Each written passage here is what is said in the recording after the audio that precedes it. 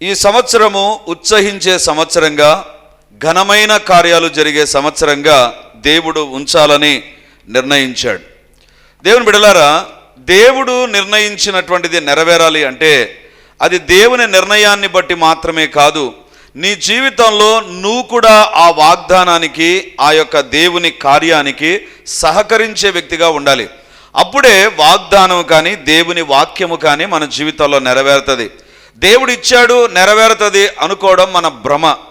దేవుడు ఇచ్చినటువంటి మాట నెరవేరాలి అంటే దేవుని పార్ట్ దేవుడు చేస్తాడు, నీ యొక్క రోల్ నువ్వు ప్లే చేయాలి. నువ్వు చేయాల్సిన పనులు నువ్వు చేయాలి, దేవుడు చేయాల్సిన పనులు దేవుడు చేస్తాడు. దేవుడు ఏమంటున్నాడంటే, ఇదిగో ఉత్సాహధ్వని బిగ్గరగా చేయము అంటే ఈ సంవత్సరంలో నువ్వు ఉత్సహిస్తావు, అది దేవుడి నిర్ణయం, దేవుడు చేయాలని కోరుతున్నాడు. రెండవదిగా దేవుడు అంటున్నాడు, నేను ఘనుడను, ఘనమైన కార్యాలు చేస్తాను. ఘనుడను కాబట్టి ఘనమైన కార్యాలు చేస్తాను. దేవుడు అనుకుంటున్నాడు, నేను ఉత్సహించేటువంటి కార్యాలు చేస్తాను, ఘనమైన కార్యాలు చేస్తాను. That was the decision and that is the work the God is going to do in our lives. అది దేవుని యొక్క తీర్మానం, దేవుడు చేసే కార్యం. బట్ మన యొక్క పని ఏంటి, మనం చేయాల్సిన కార్యం ఏంటి, మన యొక్క బాధ్యత ఏంటి అంటే మొదటి లైన్లో ఉంటుంది, సియోను నివాసి. సియోను నివాసిగా ఉండేటువంటి వ్యక్తివైతే నీ జీవితంలో ఘనమైన కార్యాలు ప్రభు చేస్తాడు. దేవుని యొక్క మహత్తరమైన కార్యాలను బట్టి నువ్వు ఉత్సహించేటువంటి కాలముగా, సమయముగా దేవుడు మారుస్తాడు. దేవుని బిడ్డలారా, దేవుని యొక్క నిర్ణయం మన యొక్క పనులపైన ఆధారపడి ఉంటుంది. దేవుని యొక్క నిర్ణయం మనము ఎంతగా విధేయత చూపుతామో దానిపైన ఆధారపడి ఉంటుంది. సియోను నివాసికి ఉండాల్సిన లక్షణం ఏంటిది అంటే కీర్తనలు 87వ కీర్తన మొదటి 3 వచనాలు మనం చదువుకుందాం. 87వ కీర్తన మొదటి 3 వచనాలు. ఆయన పట్టణపు పునాది పరిశుద్ధ పర్వతముల మీద వేయబడి ఉన్నది. యాకోబు నివాసములన్నిటికంటే సియోను గుమ్మములు యెహోవాకు ప్రియములై ఉన్నవి. దేవుని పట్టణమా, మనుషులు నిన్ను గూర్చి మిక్కిలి గొప్ప సంగతులు చెప్పుకుందురు. దేవుడు అంటున్నాడు, సియోను నివాసికి ఉండేటువంటి లక్షణం ఏంటంటే 2వ వచనం ఉంటుంది, యాకోబు నివాసములన్నిటికంటే సియోను గుమ్మములు యెహోవాకు ప్రియములై ఉన్నవి. యాకోబు నివాసములన్నిటికంటే 87వ కీర్తన 2వ వచనం, యాకోబు నివాసముల అన్నిటికంటే సియోను గుమ్మములు యెహోవాకు ప్రియమైనవి. ఈరోజు మనం ధ్యానించే అంశం ఏంటంటే, ఈ సంవత్సరములో సియోను గుమ్మముల వలె ఉండాలి. ఈ సంవత్సరంలో నువ్వు ఏ రకంగా ఉండాలి? నేను సుదీర్ఘంగా ఉండకూడదు, నేను దేవుని బిడ్డగా మాత్రమే కాదు, సియోను గుమ్మములాగా నేను ఉండాలి. అప్పుడే నా జీవితంలో సియోను వాసిగా దేవుడు నన్ను ఆశీర్వదిస్తాడు, నా జీవితంలో కార్యాలు జరిగిస్తాడు. చాలా విచిత్రమైనటువంటి వాక్య భాగం కదా. ఈ సంవత్సరంలో సియోను వలె ఉండాలి అంటే బాగుంటుంది. సియోను గుమ్మములాగా ఉండడం అంటే ఏంటిది? చూడండి, తిరిగి ఆ వచనాన్ని మరొకసారి చూద్దాం. యాకోబు నివాసములన్నిటికంటే సియోను గుమ్మములు యెహోవాకు ప్రియమై ఉన్నవి. బైబిల్ కొంచెం స్టైల్గా ఉంది, నేను పచ్చి కడప భాషలో చదువుతాను. యాకోబు ఇండ్లన్నిటికంటే సియోను తలుపులు యెహోవాకు ప్రియములు. యాకోబు ఇండ్ల కంటే సియోను తలుపులు దేవునికి ప్రియమంట. ఏంటి ప్రభా, ఏంటి నీ టేస్ట్ ఏంటి? ఇండ్లు మంచిదా, డోర్ మంచిదా? ఇల్లు మంచిదా, గుమ్మం మంచిదా? ఏంటి నువ్వు చెప్పేటువంటి మాట ఏంటి? యాకోబు నివాసములన్నిటికంటే చాలా నివాసాలు ఉన్నాయంట, కానీ దేవునికి ప్రియమైనవి సియోను గుమ్మములంట. సియోను గుమ్మములంట అంటే దేవునికి నివాసాలు నచ్చలేదంట, కానీ గుమ్మములు నచ్చాయంట. దేవునికి యాకోబు ఇల్లు నచ్చలేదంట, సియోను గుమ్మములు నచ్చాయంట. ఇదేంటిది విచిత్రమైనటువంటి నేచర్ కదా దేవుంది. మనం అందరూ ఏమని కోరుకుంటాం? ఇండ్లు ఉండాలని కోరుకుంటామా, డోర్ ఉండాలని కోరుకుంటామా? దేనికి లోన్ పెడతాం? ఇంటికి పెడతామా, లోన్ డోర్కు పెడతామా? ఇంటికి పెడతాం. దేవుడు అంట ఇంటికి లోన్ పెట్టాడంట, డోర్కు లోన్ పెడతాడంట. ఇదే విచిత్రం ప్రభా. ఇదేంటిది? నీ యొక్క టేస్ట్ ఏంటి ప్రభా? మా టేస్ట్ ఇల్లు, మా టేస్ట్ నివాసాలు, మా టేస్ట్ డూప్లిక్స్ హౌస్, మా టేస్ట్ అపార్ట్మెంట్స్, అది మనం కోరుకునేది. కానీ దేవుడంట యాకోబు నివాసములన్నిటికంటే, యాకోబు యొక్క ఇల్లు చాలా ఉన్నాయంట, వాటన్నిటికంటే సియోను గుమ్మములంటే దేవునికి ప్రియములంట. దేవుని బిడ్డలారా, అంటే నివాసాలు నచ్చలేదు, గుమ్మములు నచ్చాయి. యాకోబు నివాసములు అనేకములు, కానీ సియోను గుమ్మములు అంటే ఇల్లు చాలా పెద్దగా ఉంటుందండి. అంటే అనుకుందాం, ఒక 300 అడుగుల విస్తీర్ణంలో ఇల్లు ఉంటే తలుపులు ఎంత విస్తీర్ణంలో ఉంటాయండి? ఈ యొక్క పెద్ద మన చర్చికి 1 2 3 4 5 6 7 8 ద్వారాలు ఉన్నాయి, 8 ఉన్నాయి. ఇంత పెద్ద దానికి మిగిలిన గోడలు ఎక్కువ ఉన్నాయా, డోర్స్ ఎక్కువ ఉన్నాయా? డోర్ యొక్క విడత ఎక్కువనా లేకపోతే గోడల యొక్క విడత ఎక్కువనా? గోడల యొక్క విడతే ఎక్కువ. కానీ దేవునికంట పెద్దగా ఉన్న గోడలు నచ్చలేదంట, పెద్దగా ఉన్న బిల్డింగ్ నచ్చలేదంట, డోర్లు దేవునికి నచ్చాయంట. దేవుని బిడలారా, ఈరోజు దేవుడు ఇదే మన జీవితాల్లో కోరుతున్నాడు. అందుకే ఈ సంవత్సరంలో మనం యాకోబు నివాసాల్లాగా ఉండకూడదు, కానీ సియోను గుమ్మములాగా ఉండాలి. అప్పుడే దేవుడు మన జీవితాల్లో కార్యాలు జరిగిస్తాడు. అసలు సియోను గుమ్మం అంటే ఏంటిది? ఎందుకు దేవుడు నివాసాలను కోరుకోకుండా గుమ్మాన్ని కోరుకున్నాడు, డోర్ను కోరుకున్నాడు, ఎంట్రన్స్ను కోరుకున్నాడు? అదే ఈరోజు దేవుని యొక్క వాక్యంలోంచి మనం చూడబోతున్నాం. దేవుని బిడలారా, దేవుడు యాకోబు నివాసాలు అంటే యాకోబు పెద్ద పెద్ద బిల్డింగ్స్ ఉన్నాయంట, అవి యాకోబు నివాసాలు. బిల్డింగ్స్ చాలా పెద్దగా ఉన్నాయి. దేవుడు దానికి పెట్టినటువంటి పేరు ఏంటంటే యాకోబు నివాసము. 2, దేవుడు అంటున్నాడు దేవుడు గుమ్మములను ఇష్టపడుతున్నాడంట. నివాసాలను దేవుడు కోరుకోవడంలా. యాకోబు నివాసములన్నిటికంటే సియోను గుమ్మములు యెహోవాకు ప్రియముగా ఉన్నాయంట. దేవుని బిడలారా, సియోను గుమ్మములు యెహోవాకు ప్రియము. ఇక్కడ మొట్టమొదటి పాయింట్ చెప్తాను. సంగమ సన్నిధ. మొదటి పాయింట్, సంగమ సన్నిధ. నువ్వు వెళుతున్నటువంటిది, నేను వెళుతున్నటువంటి సంఘం కాదు, ఆ సంఘంలో దేవుని సన్నిధి ఉండాలి. నివాసాలు కాదు, అది యాకోబు నివాసాలు, యాకోబు పేరు మీద ఉన్నటువంటి నివాసాలు. అది దేవునికి ఇష్టం లేదంట. సియోను గుమ్మము, సియోను అంటే దేవుని సన్నిధి. దేవుని సన్నిధి ఉన్న డోర్ను దేవుడు ఇష్టపడతాడు, కానీ పెద్ద పెద్ద నివాసాలను దేవుడు ఇష్టపడాడు. God loves not the habitations, పెద్ద పెద్ద గుమ్మాలను కాదు, సంఘాన్ని కాదు దేవుడు ఎప్పుడు ఇష్టపడేది. సంఘములో దేవుని సన్నిధి ఉందా, అది దేవుని యొక్క కోరిక, అది దేవుని యొక్క ఆలోచన. అంటే మన సంఘములో దేవుని సన్నిధి లేకుండా ఎన్ని కార్యక్రమాలు జరిగినా, ఎంత బిజీగా మనం ఉన్నా, దేవునికి మనం నచ్చం, దేవునికి నచ్చం. దయచేసి జ్ఞాపకం ఉంచుకోండి. I'm talking about Redeemer Church. Redeemer చర్చే కాదు, ప్రతి సంఘాన్ని గురించి ఇక్కడ దేవుడు మాట్లాడుతుంటున్నాడు. ఏ సంఘములో అయితే యాక్టివిటీస్ ఉండి దేవుని యొక్క సన్నిధి లేదో దేవుడు నచ్చదండి, దేవునికి నచ్చదు. ఇక్కడ యాకోబు నివాసాలు ఉన్నాయి అంటే నివసించడానికి పెద్ద పెద్ద ఉన్నాయి, కానీ సన్నిధి లేదు, సన్నిధి లేదు. అందుకే దేవునికి డోర్ నచ్చుతుంది, ఎందుకంటే అక్కడ దేవుని సన్నిధి ఉంది. దేవుని సన్నిధి ఉండే డోర్నైనా ఇష్టపడతాడు, కానీ దేవుని సన్నిధి లేని బిల్డింగ్ను దేవుడు ఇష్టపడాడు, బిల్డింగ్ను దేవుడు ఇష్టపడాడు. ఈ రోజు మనం కోరుకోవాల్సింది ఏంటి తెలుసా? నీ జీవితంలో దేవుని సన్నిధిని కోరుకో, దేవుని సన్నిధిని ఇష్టపడు. నీ జీవితంలో వాగ్దానాలు నెరవేరాలి అంటే don't look at other things. నా జీవితంలో am I carrying the presence of God? దేవుని సన్నిధి నాతో ఉండగలదా? దేవుని సన్నిధి నాతో ఉంటుందా? నా కుటుంబంలో ఉంటుందా? నా ఇంటిలో ఉందా? దేవునికి ప్రియంగా ఉంటావు, దేవునికి చాలా ఇష్టం నువ్వంటే. దేవుని సన్నిధిని కలిగినటువంటిది అది గుమ్మమైన దేవునికి ఇష్టం అండి. దేవుని సన్నిధి లేని భవనాలున్నా దేవునికి నచ్చదంట. ఇక్కడ అందుకే కీర్తనకారుడు అంటున్నాడు, యాకోబు నివాసాలు ఎన్ని ఉన్నా, ఒకటి కాదంట, చాలా నివాసాలు ఉన్నాయట. యాకోబు నివాసాలు దేవునికి నచ్చడంలా, కానీ సియోను గుమ్మములు యెహోవాకు ప్రియముగా ఉన్నాయి.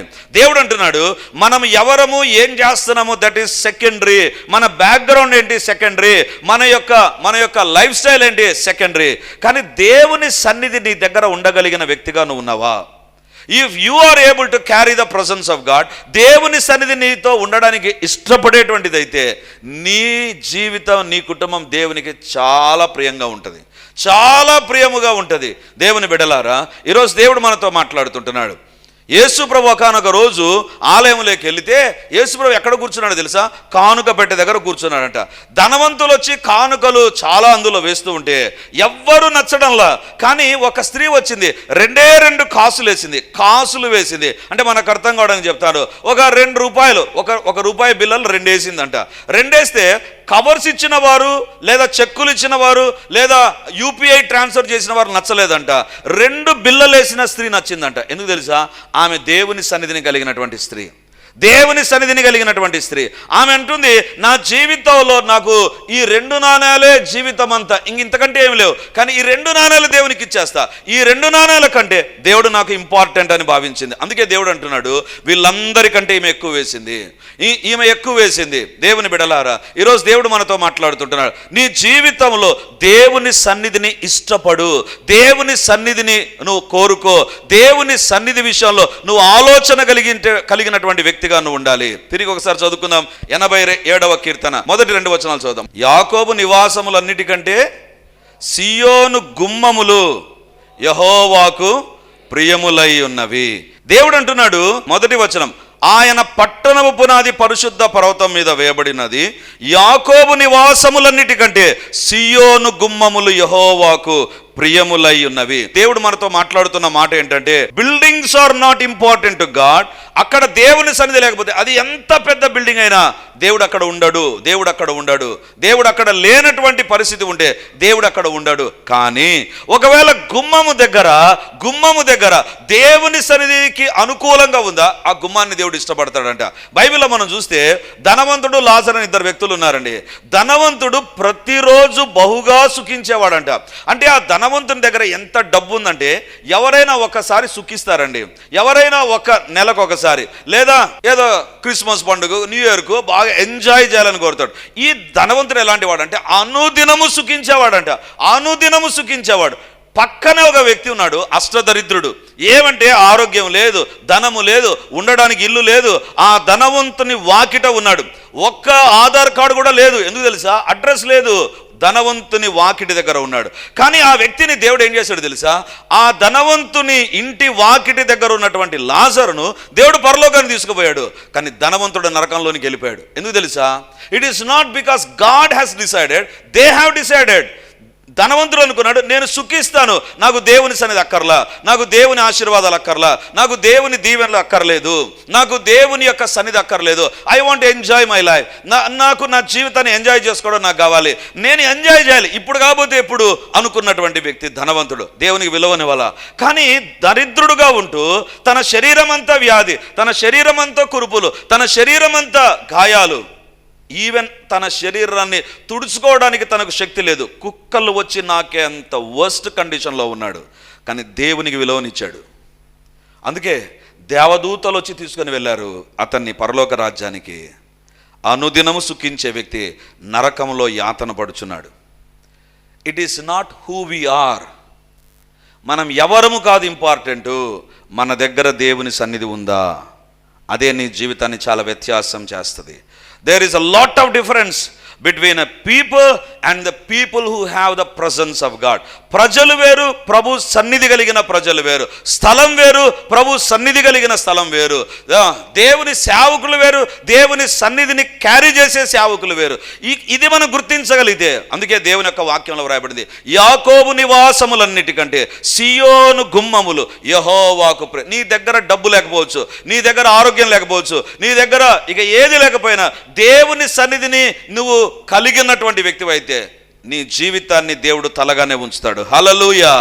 నీ జీవితంలో అన్నీ ఉండి దేవుని సన్నిధి లేకపోతే ఒకరోజు వస్తుంది, you will regret about your life. నీ జీవితాన్ని గురించి నీవు పశ్చాత్తాపడతావు. దేవుని బిడ్డలారా, ఇప్పుడు మన మూల భాగంలోనికి వస్తాం. దేవుడు అంటున్నాడు యెషయా 12:6లో, సియోను నివాసి నీ జీవితంలో నేను ఉత్సహించే కార్యాలు చేస్తా.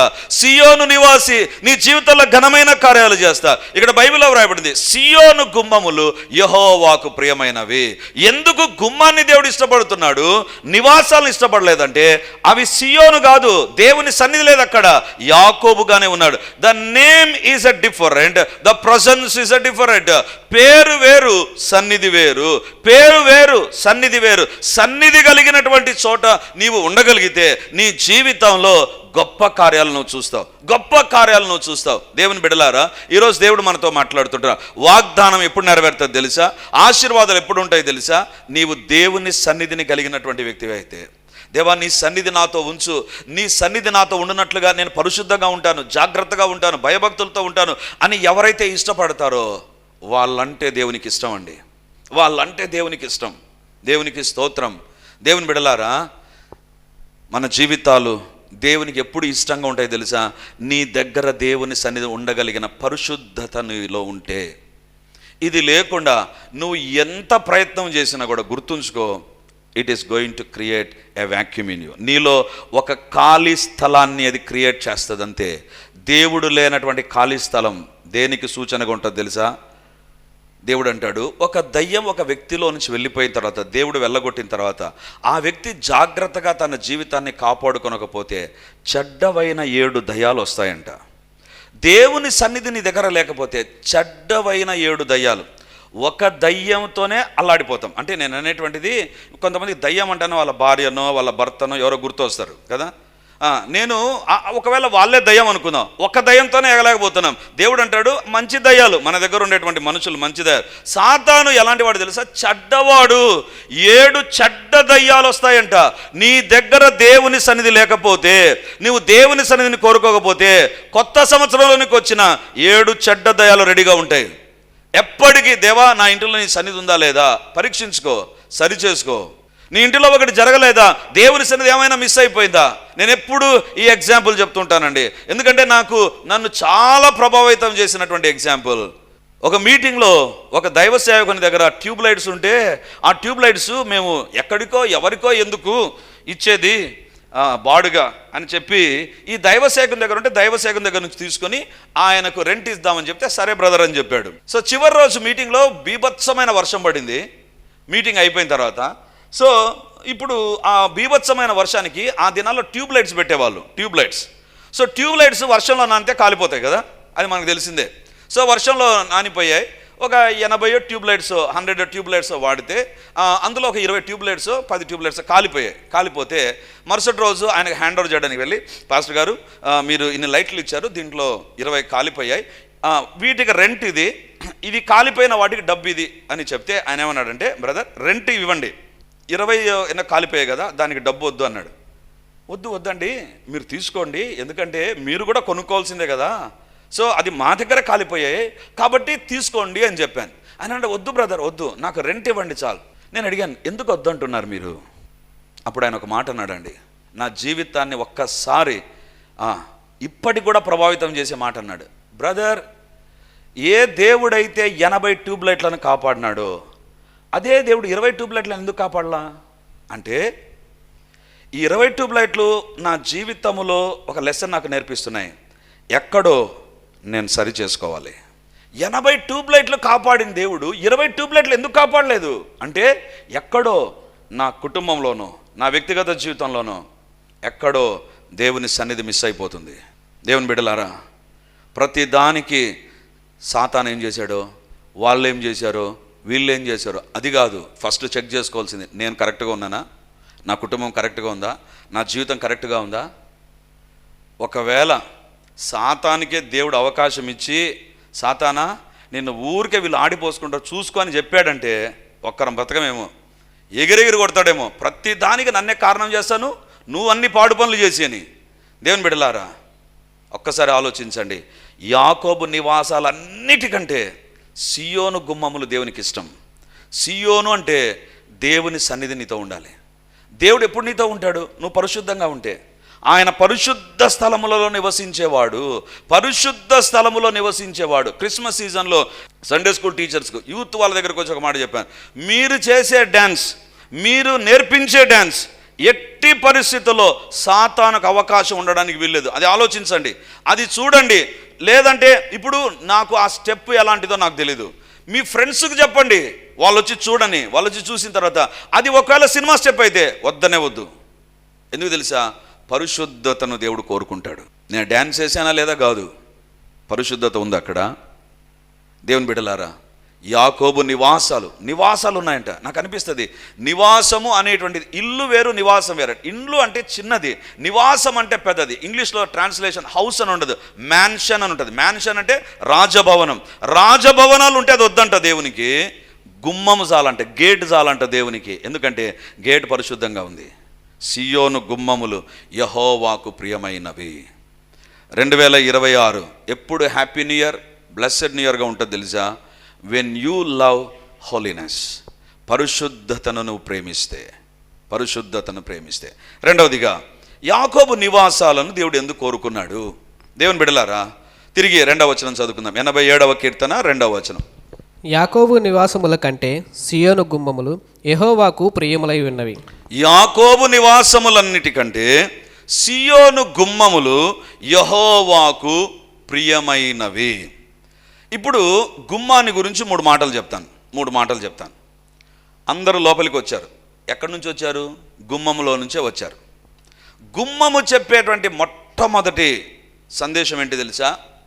ఏదో ఒక దాన్ని వదిలి ఇక్కడికి వచ్చింటారు. గుమ్మములోకి వచ్చారంటే ఒక దాన్ని వదిలిన తర్వాత ఇక్కడికి వచ్చింటారు కదా. చెప్పులు వదిలో, మీ స్థలాలను వదిలో, మీ పనులను వదిలి ఇక్కడికి వచ్చారు. ఈ గుమ్మములోకి వచ్చారంటే అర్థం ఏంటంటే, నెంబర్ 1, వదిలివేయబడిన జీవితం, బయట వదిలివేయబడిన దాన్ని సూచిస్తుంది. దేవునికి గుమ్మం ఎందుకు ఇష్టం తెలుసా? అది గుమ్మమైనందుకు కాదు, ఆ గుమ్మము దగ్గర ఒక లక్షణం ఉంది. ఏంటంటే ఆ డోర్ దగ్గర ఒక లక్షణం ఉంది, ఆ ఎంట్రన్స్ దగ్గర ఒకటి ఉంది. ఏదో ఒకదాన్ని వదిలేసి యూ హ్యావ్ ఎంటర్డ్. ఇప్పుడు దేవుడు అంటున్నాడు, నీ జీవితంలో ఎంతగా నువ్వు వదిలేయాల్సింది వదిలేస్తావో అంతగా నీ జీవితం అంటే దేవునికి ఇష్టం. ఏం వదిలేయాలి? హెబ్రీలకు రాసిన పత్రిక 12వ అధ్యాయం 2వ వచనం. హెబ్రీలకు రాసిన పత్రిక 12వ అధ్యాయం 2వ వచనం. మనము కూడా ప్రతి భారమును సులువుగా చిక్కులు పెట్టు పాపమును విడిచిపెట్టి విశ్వాసమునకు కర్తయు దాన్ని కొనసాగించువాడనైన యేసు వైపు చూచుచు మన ఎదుట ఉంచబడిన పందెములో ఓపికతో పరిగెత్తుదము. ఆయన తన ఎదుట ఉంచబడిన ఆనందము కొరకై అవమానమును నిర్లక్ష్యపెట్టి సిలువను సహించి దేవుని సింహాసనము యొక్క కుడిపార్శ్వమున ఆసీనుడై ఉన్నాడు. 2వ వచనంలో ఉంటుంది, మనము కూడా ప్రతి భారమును సులువుగా చిక్కులబెట్టు పాపమును విడిచిపెట్టి. సులువుగా చిక్కులబెట్టు పాపము ఇక్కడ అంటున్నాడు, మనము కూడా అంటే ఎవరు కలుపుతున్నారు? పౌలు, అపోస్తలుడైన పౌలు ఈ యొక్క హెబ్రీలకు రాస్తూ ఈ పత్రికలు అంటున్నాడు, మనము అంటే సేవ చేసే పౌలైనా, సేవకు వచ్చేటువంటి వారైనా వాళ్ళ జీవితంలో ఉన్నటువంటిది ఏంటి తెలుసా? సులువుగా చిక్కులబెట్టు పాపం. సులువుగా చిక్కులబెట్టు పాపం. దేవుని బిడ్డలారా, పాపానికి ఉన్నటువంటి లక్షణం ఏంటంటే ఈజీగా ట్రాప్ చేస్తుంది. పాపము చాలా డిఫికల్ట్గా రాదు. డిఫికల్ట్గా వస్తే వదిలేస్తాను, నీతో తలకనవి, మా సమస్యలు మాకున్నాయి. పాపం చాలా సులువుగా వస్తుంది. చాలా ఈజీగా పాపం చేయడానికి అనుకూలత ఉంటుంది. ఈజీగా ఎంటర్ అవుతుంది. It is a very difficult to come out of that. అది చూడ్డానికి చాలా సులువుగా ఉంటుంది, చాలా సులువుగా ఉంటుంది. దేవుడు అంటున్నాడు, సులువుగా చిక్కులబెట్టు పాపాన్ని విడిచిపెట్టి. గుమ్మము ఎందుకు దేవునికి ఇష్టం అంటే, దేవుని యొక్క బిడ్డగా నీవు గుమ్మముగా ఎందుకు ఉండాలి? సియోను గుమ్మముగా ఎందుకు ఉండాలంటే, అది దేవునికి ఎందుకు ఇష్టమైనటువంటి ప్లేస్ అంటే, నెంబర్ 1 రీజన్, నువ్వు వదిలేయాల్సింది వదిలేస్తావు కాబట్టి. వదిలివేయింది వదిలేకపోతే సియోను గుమ్మము కూడా దేవునికి నచ్చదు. ఈరోజు దేవుడు అంటున్నాడు, 2026లో దేవుడు దీవించాలి అని ఊరూరు, చర్చి పాస్టర్ వాగ్దానాలు పట్టుకొని తిరిగితే కాదు, నువ్వు వదిలేయాల్సిన పాపాన్ని వదిలేయాలి. అది ఎలాంటి పాపం? సులువుగా చిక్కులబెట్టు పాపం. 2025లో నిన్ను సులువుగా ట్రాప్ చేసిన పాపాలు, నీ పాపాలు నీకు తెలుసు, నా పాపాలు నాకు తెలుసు, నీ కుటుంబ సభ్యుల పాపాలు మీకు తెలుసు, ఎవరి బండారం వాళ్ళకు తెలుసు. దేవుడు అంటున్నాడు, సులువుగా చిక్కులబెట్టు పాపం ఉంది, దాన్ని నేను తీసేస్తానని దేవుడు చెప్పాల. జాగ్రత్త, నీవు విడిచిపెట్టాలి, నేను విడిచిపెట్టాలి, నేను వద్దని చెప్పాలి. నాకు వద్దు ఈ పాపం. దేవుడు నీతో మాట్లాడిన తర్వాత, ఈరోజు పాపాన్ని గురించి దేవుడు నీతో మాట్లాడిన తర్వాత, దేవుని రోల్ అయిపోయింది. ఇప్పుడు నా రోల్ ఏంటి తెలుసా? నేను చెయ్యను, నేను ఇది వదులుకుంటాను, ఇది నా జీవితంలో వద్దు. ఒక తీర్మానంలోనికి నువ్వు వచ్చి దాని ప్రకారం జీవిస్తే సియోను గుమ్మముగా దేవునికి ప్రియంగా ఉంటావు. దేవునికి ప్రియమైన గుమ్మముగా నువ్వు ఉంటావు. ఈరోజు దేవుడు అడుగుతుంటున్నాడు, పాపాన్ని విడిచిపెట్టకుండా పాపంతో నువ్వు కలిసిపోతూ, పాపాన్ని ఎంజాయ్ చేస్తూ, పాపంలోనే ఉంటూ, దేవా నా జీవితంలో కార్యాలు జరిగించు అని నువ్వు ప్రార్థన చేస్తే అది నీ భ్రమ. దేవుడు జరిగించిన కార్యం, ఎందుకు తెలుసా? నేను ఎప్పుడు అంటాను, God is serious about sin, you two must be serious about sin. పాపం విషయంలో దేవుడు ఎంత సీరియస్గా ఉంటాడో అదే మోడ్లో నువ్వు ఉండాలి. అది కాకపోతే దేవుని కార్యాలు మన జీవితాల్లో జరగవు. 2026 దేవుడు అంటున్నాడు, ఘనమైన రీతిలో కార్యాలు చేస్తా, గనుడుగా ఉంటా. ప్రొవైడెడ్ నీవు సియోను వాసిగా ఉండాలి. సియోను గుమ్మం ఏం చెప్తుంది తెలుసా? నువ్వు వదిలేయాలి. మన జీవితాల్లో వదిలివేయవలసినవేవో ఉన్నాయి. లోతు భార్య, వాళ్ళు వదిలేయాల్సింది వదిలేయాలి. అది వాళ్ళు చేయాల్సిన పని. వాళ్ళు వదిలేశారా, వదిలేలేదా, వాళ్ళ జీవితం మనకు చెప్తుంది. దేవుడు అంటాడు, పేతురు నా వెంబడిరా, నేను మనుషులను పట్టు జాలంగా చేస్తా. పేతురు వదిలేయాల్సిన పేతురు వదిలేయాలి. లోతు కుటుంబం వదిలేయాల్సిన సొదొమ గొమొర్రాలను వాళ్ళు వదిలేయాలి. ఈరోజు దేవుడు అడుగుతున్నాడు, 2026లో నువ్వు వదిలేయాల్సిందేవో నీకు తెలుసు. సులువుగా చిక్కుల పెట్టు పాపం, అది అబద్ధమా? అది ఒక వ్యభిచార తలంపులా? నీ లైఫ్ స్టైల్లో ఉండకూడని వ్యక్తి ఏదో నీకు తెలుసు, ఏదో నీకు తెలుసు. నీ జీవితంలో ఉన్నటువంటిది ఏంటో నీవు వదిలేయాలి. అప్పుడే సియోను గుమ్మము దేవునికి ప్రియముగా ఉంటుంది. గుమ్మము చెప్పే మొట్టమొదటి సందేశం ఏంటి తెలుసా? వదిలివేయాలన్నవి బయట వదిలేసి వచ్చినప్పుడే దేవునికి ప్రియంగా ఉంటావు, అదర్వైజ్ దేవునికి ప్రియముగా ఉండవు. ప్రార్థన చేద్దాం. ప్రభువా, నీకు ఇష్టమైన వ్యక్తిగా నేను ఉండాలి నాయన, మీరే నాకు సహాయం చేయండి. ఈ సంవత్సరంలో దేవుని నడుపుదలలోనికి మనం వస్తాం. ప్రతి స్థలంలో మీరున్నారు ప్రభువా, గమనిస్తూ ఉన్నారు. మాలో అతిశయము, గర్వము, విర్రవిగే స్వభావం ఏ మాత్రము లేకుండా చేయండి ప్రభువా. వినయ విధేయతలు మాకు దయచేయండి, వినయ విధేయతలు మాకు దయచేయండి, వినయ విధేయతలు మాకు దయచేయండి. మీ కార్యాలు ఎన్ని జరగాలనో అన్ని జరిగించండి ప్రభువా. మీకే స్తుతి స్తోత్రాలు, మహిమ, ఘనత, ప్రభావాలు చెల్లిస్తున్నాం ప్రభువా. తండ్రి, మా జీవితాల్లో మా శరీరములను, మా హృదయములను మీకు సమర్పించాలి ప్రభువా. ఏదో కొద్దిగా కాదు నాయన, సంపూర్తిగా సమర్పించాలి. ఏ ఒక్క ఏరియాను మా దగ్గర మేము పెట్టుకుంటే అక్కడ నుంచే సాతాను పని చేస్తాడని ఈరోజు విన్నాం ప్రభువా. దేవా, మా జీవితాలపైన, మా కుటుంబాలపైన సర్వాధికారిగా మీరు నండి ప్రభువా. అన్ని ఏరియాస్ పైన మీ అధికారానికి లోబడుదుముగాక, మీ అధికారానికి లోబడుదుముగాక, మీ చిత్తానికి లోబడుదుముగాక. దేవా, సజీవ యాగముగా మా శరీరములను మేము సమర్పించుకొందుముగాక, మా హృదయాంతరములను మీకు అర్పించుదుముగాక. నాయన, మీరే సహాయము చేయండి. సియోను గుమ్మములు ప్రియమైనటువంటివి నాయన. దేవా, నీకు ప్రియముగా ఉంటే నువ్వు ఏ కార్యమైనా చేయగలవు ప్రభా. కాబట్టి నీకు ప్రియమైన వ్యక్తులుగా మేముండి ఘనమైన కార్యములు జరుగునుగాక. ఎవరైతే ఈ తీర్మానంలోనికి వస్తారో, ఈ 3 విషయాల్లో సరి చేసుకుంటారో, ఈ 3 విషయాల్లో సరిదిద్దుకొని జీవితాన్ని నడిపిస్తారో, వారి జీవితంలో ఘనమైన కార్యములు జరుగునుగాక. యేసు నామమందు ఘనమైన కార్యములు జరుగునుగాక. అపవాది కార్యములన్నీ లయమగునుగాక. Let every claim of the devil, let every claim of the sickness, let every claim of the evil force attack on the mentality or mental ability be close in the name of Jesus. యేసు నామమందు విడుదల కలుగునుగాక. మీ కార్యాలు జరిగించి మహిమను పొందుమని మమ్మల్ని మేము తగ్గించుకుంటూ, దేవా, ఏ అనారోగ్యంతో వచ్చినా, ఏ యొక్క డిస్టర్బెన్స్తో వచ్చినా యేసు నామమందు విడుదల కలుగునుగాక. యేసు నామమందు అద్భుతమైన కార్యములు ఇప్పుడే జరుగునుగాక, ఇప్పుడే జరుగునుగాక. తల మొదలుకొని అరికాల వరకు ఎవరైతే లైవ్ లో చూస్తున్నారో వారిపైకి నా దేవుని శక్తి దిగివచ్చునుగాక. Let them be free from their bondages right now in the name of Jesus. అపవాది కార్యములు లయమగునుగాక. మీకే వందనాలు, స్తుతులు, స్తోత్రాలు చెల్లిస్తూ యేసయ్య నామమందు ప్రార్థించి అడిగి పొంది ఉంటున్నాము తండ్రి. ఆమేన్, ఆమేన్, ఆమేన్.